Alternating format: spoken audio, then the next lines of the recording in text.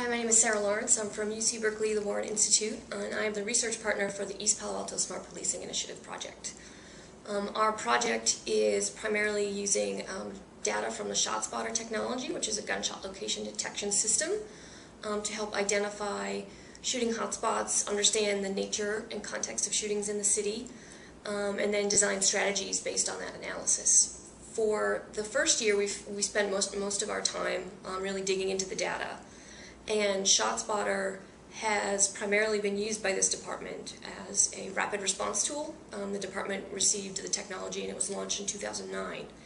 One of the goals of this project is to see if you can use the technology for things other than rapid response, above and beyond, and help with some analysis and strategy.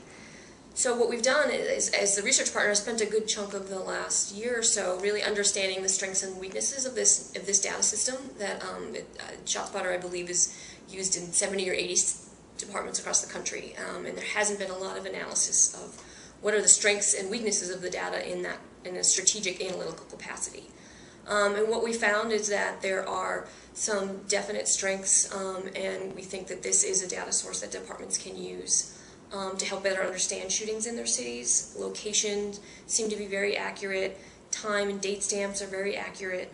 There has been some questions in the data that we've looked at in terms of the amount of time that the system is on. If the system gets turned off for maintenance, then that impacts your shooting levels. We've had hotspots that have appeared because of construction sites, and so there are things that have come out of this data system that warrant a little bit more investigation, but it also has been very helpful to understand the